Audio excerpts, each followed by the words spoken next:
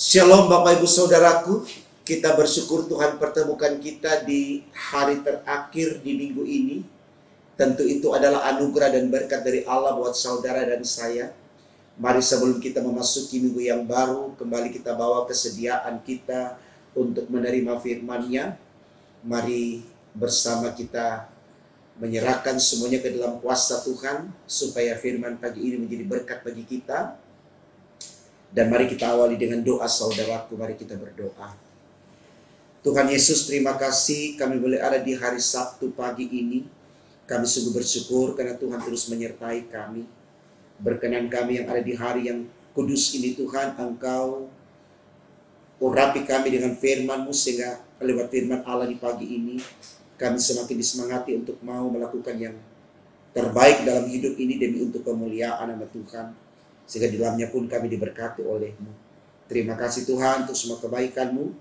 Berfirman untuk kami karena kami setia mendengarkannya. Demi Yesus Tuhan kami sudah berdoa kepada Bapa di sorga. Amin. Saudaraku, bacaan Alkitab kita di Sabtu pagi ini terambil dari kitab Injil Yohanes 9 ayat 24 hingga 34. Bagian Alkitab ini dibacakan demikian. Lalu mereka memanggil sekali lagi orang yang tadinya buta itu dan berkata kepadanya, "Katakanlah kebenaran di hadapan Allah. Kami tahu bahwa orang itu orang berdosa." Jawabnya, "Apakah orang itu orang berdosa? Aku tidak tahu. Tetapi satu hal aku tahu, yaitu bahwa aku tadinya buta dan sekarang dapat melihat." Kata mereka kepadanya, "Apakah yang diperbuatnya padamu? Bagaimana ia memelekkan matamu?" Jawabnya, "Telah kukatakan kepadamu dan kamu tidak mendengarkannya. Mengapa kamu hendak mendengarkannya lagi? Barangkali kamu mau menjadi muridnya juga." Sambil mengejek mereka berkata kepadanya, "Engkau murid orang itu, tetapi kami murid-murid Musa. Kami tahu bahwa Allah telah berfirman kepada Musa, tetapi tentang dia itu kami tidak tahu dari mana ia datang." Jawab orang itu kepada mereka, "Aneh juga bahwa kamu tidak tahu dari mana ia datang, sedangkan ia telah memelekkan mataku. Kita tahu bahwa Allah tidak mendengarkan orang-orang berdosa, melainkan orang-orang yang saleh dan yang melakukan kehendaknya. Dari dahulu sampai sekarang tidak pernah terdengar bahwa ada orang yang memelekkan mata orang yang lahir buta. Jika orang itu tidak datang dari Allah, ia tidak dapat berbuat apa-apa." Jawab mereka, "Engkau ini lahir sama sekali dalam dosa, dan engkau hendak mengajak kami?" Lalu mereka mengusir dia keluar. Demikian bacaan Alkitab kita saudaraku. Tema renungan kita di Sabtu pagi ini dituliskan demikian, "Diamlah, dengarkanlah, perjuangkanlah." Saudaraku, saya tidak tahu apakah pernah kita mengalami situasi di mana kita ditekan. Ya. Ditekan artinya dipaksakan sesuatu kita harus lakukan, kita harus katakan dari sesuatu yang tidak benar. Artinya saudaraku, kita diminta untuk menyampaikan sesuatu yang jujur, tetapi bukan berdasarkan apa yang sebenarnya terjadi, tetapi hanya untuk mengikuti atau menyenangkan atau membenarkan apa perkataan mereka, ya, atau apa keinginan mereka. Misalkan dalam sebuah peradilan, kita diminta untuk berkata jujur bahwa kita telah membunuh, padahal sebenarnya kenyataannya kita tidak membunuh. Ya. Jadi tidak sedikit orang ada di situasi itu saudaraku. Apalagi kalau misalkan dia ada di hadapan ya orang-orang yang bertahan dalam sebuah pembenaran dari apa yang dia katakan, ya, untuk membenarkan pendapatnya, dia paksa orang untuk mengikuti apa yang dia inginkan. Nah, ini terjadi saudaraku kepada orang yang buta yang diceritakan di dalam bacaan hari ini juga kemarin.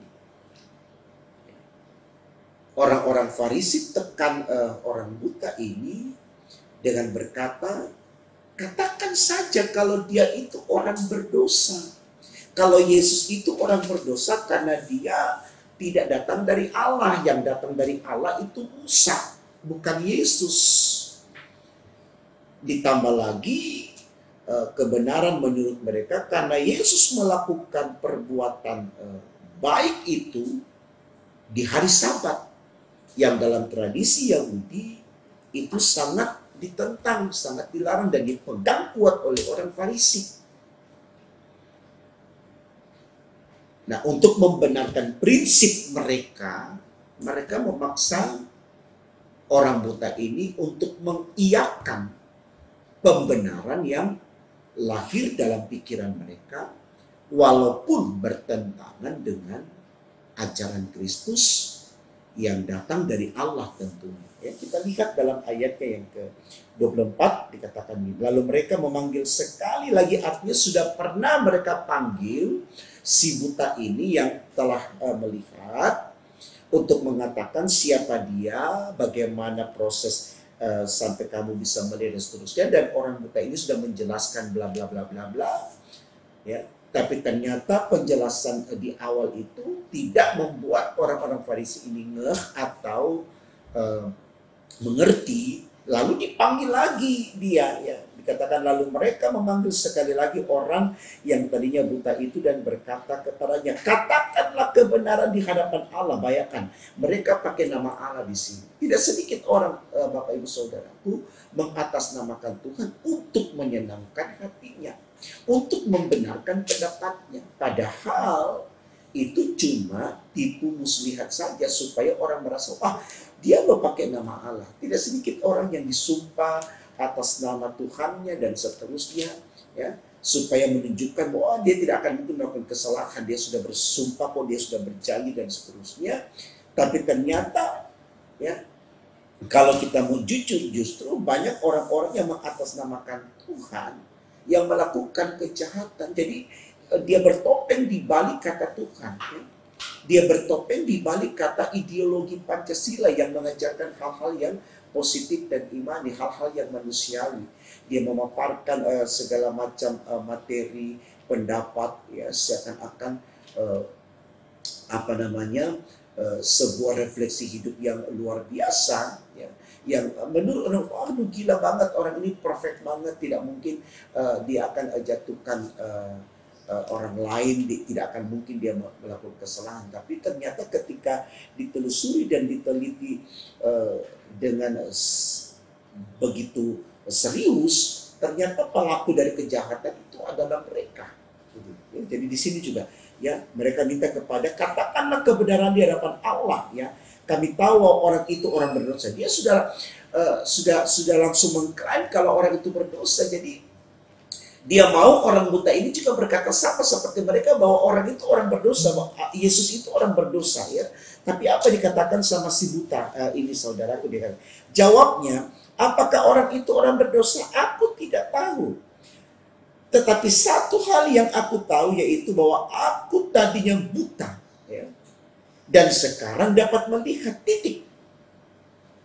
Yang dia tahu bahwa yang Yesus lakukan itu kebaikan untuk dirinya. Apakah Yesus melakukan sebagai orang berdosa atau orang benar? Hanya Yesus yang tahu. Tidak bisa dipaksakan kepada orang ini karena orang ini tidak tahu. Tetapi dia yang dipaksa hanya untuk membenarkan perkataan orang-orang Farisi supaya orang banyak yang menyaksikan peradilan itu membenarkan orang Farisi lalu menyalahkan Yesus. Luar biasa taktik yang dilakukan, ya. Itu bahwa aku tadinya buta dan sekarang dapat melihat. Kata mereka kepadanya, apakah yang diperbuatnya kepadamu?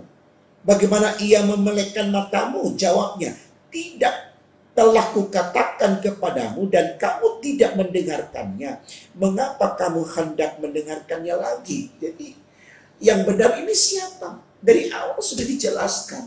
Soal kamu percaya atau tidak, ya sudah. Tapi orang buta ini sudah menjelaskan. Tapi sekarang diminta lagi. Jawaban orang buta ini kan tetap sama.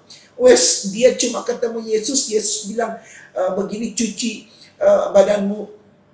Dan seterusnya, engkau akan melek dan seterusnya. Yesus tidak menceritakan siapa dia, dari mana dia, dan bagaimana, dan di mana dia. Gitu. Tapi dipaksakan terus, ya. Jadi, ini situasi hidup saudaraku yang selalu terjadi di dalam kehidupan kita. Artinya gini, kalau kita ini membenarkan diri kita, kita akan dengan sekuat tenaga terus berusaha untuk mencari pembelaan, mencari pembenaran. Walaupun kita tahu, ya, kita sudah kalah.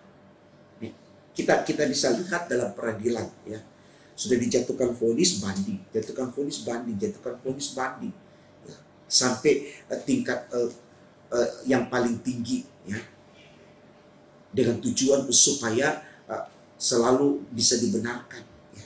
Padahal sudah jelas-jelas dia korupsi, ya, dia merampas hak orang lain, dia menfitnah orang lain, tapi terus dia mencari pembelaan. Ini situasi yang selalu terjadi dalam kehidupan kita, saudara. Mari kita belajar dari orang buta yang mengalami kemurahan Tuhan. Dia tidak berusaha untuk membelokkan apa yang dia tahu. Betul yang dia lakukan, yang dia katakan ini betul. Karena Yesus tidak berbicara banyak tentang dia. Cuma dia garuk tanah lalu oleskan di matanya dan suruh untuk membasuhnya. Dan tidak pernah ada cerita bahwa Yesus bilang, aku ini Yesus, aku ini Allah, dan seterusnya. Orang-orang Farisi saja yang kemudian mengklaim Yesus itu orang yang berdosa dan seterusnya. Yesus, kalau kamu bilang kamu orang berdosa, menurut daripada orang buta ini, itu urusan kamu. Saya tidak tahu jawaban apa yang harus saya sampaikan. Makanya katakan, saya tidak tahu dia berdosa atau tidak. Tapi yang saya tahu, saudaraku, kalau kita baca dalam ayat yang ke-30, ya, sampai seterusnya dikatakan, jawab orang itu kepada mereka, aneh juga bahwa kamu tidak tahu dari mana ia datang, sedangkan ia telah melakukan, sementara ia telah memelekkan mataku. Kita tahu bahwa Allah tidak mendengarkan orang-orang berdosa, melainkan orang-orang yang saleh dan yang melakukan kehendaknya. Jadi Allah itu hanya berpihak kepada orang yang saleh, orang yang baik. Tidak mungkin Allah berikan kemampuan kepada Yesus untuk melakukan sebuah mujizat kalau Yesus itu tidak mempermuliakan nama Tuhan, kalau Yesus tidak melakukan kehendak Tuhan. Jadi sederhana sekali pemikiran daripada si buta ini untuk membuat orang-orang Farisi mengerti, ya. Kalimat selanjutnya dikatakan begini, dari dahulu sampai sekarang tidak pernah terdengar bahwa ada orang yang memelekkan mata orang yang lahir buta. Jikalau orang itu tidak datang dari Allah, ia tidak dapat berbuat apa-apa. Jadi jelas sekali, saudara, kata-kata yang sangat sederhana dari si buta ini yang sudah dimelekkan matanya, ya, mengatakan kepada orang Farisi, kalau Yesus itu tidak datang dari Allah, tidak mungkin dia melakukan hal yang besar ini, karena dalam catatan sejarah dunia ini tidak pernah terjadi. Gitu. Mengertilah, ya. Lalu jawab mereka, engkau ini lahir sama sekali dalam dosa dan engkau hendak mengajar kami. Lalu mereka mengusir dia keluar.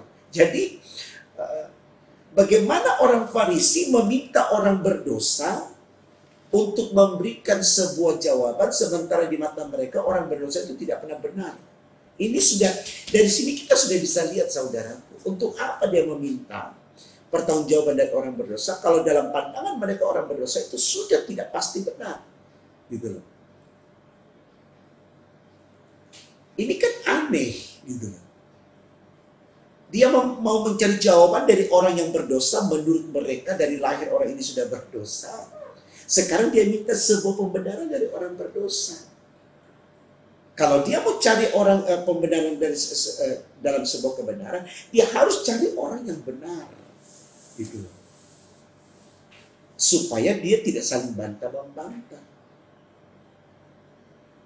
Jadi saya pikir ini renungan yang sangat baik, saudaraku.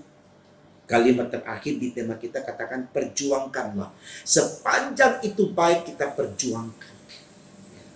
Sepanjang itu baik kita perjuangkan, saudaraku. Jangan pernah kita mau kita mau dikondisikan oleh sesuatu yang menekan kita, yang mengancam jiwa kita sekalipun, hanya supaya kita terhindar dari tuduhan, dari hukuman. Jangan. Kalaupun kita harus dihukum karena kita mempertahankan kebenaran, kenapa tidak? Tidak menjadi masalah.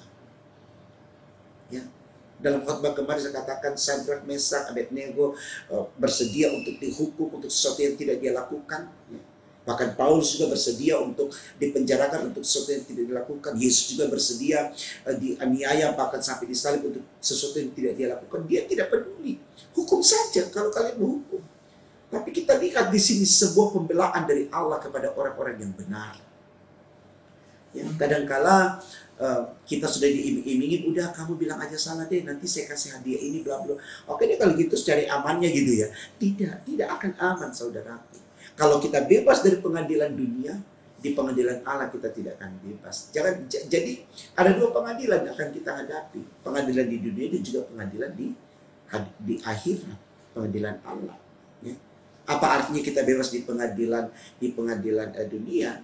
Tetap di pengadilan Allah kita dipenjarakan, orang bilang kita masuk neraka.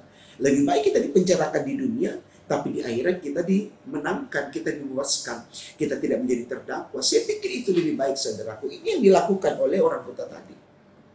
Dia perjuangkan seperti kata tema kita di kalimat terakhir. Dia perjuangkan kebenaran. Walaupun orang Farisi akan hukum dia, orang Farisi akan mungkin bunuh dia saat dimana dia bisa melihat mungkin dia akan mengakhiri hidupnya, dia tidak takut karena dia tahu ya apa yang dilakukan Yesus itu adalah sebuah kebenaran karena itu datang dari Allah. Jadi ini pembelajaran baik saudaraku, jangan bertahan di dalam tipu muslihat. Kita berjuang terus menyatakan kebenaran, pada akhirnya pengadilan Tuhan yang akan membenarkan kita ya. Pengadilan Tuhan yang akan membebaskan kita dan kita akan diselamatkan oleh-Nya. Ya, jadi semangat di situasi yang tidak menentu sekarang ini, situasi yang terus mengancam kita saat ini, lakukan kebaikan, pertahankan kebaikan, sampaikan kebaikan, lakukan kebaikan, maka hidup kita akan selalu baik di mata Tuhan dan itu berkat buat saudara dan saya.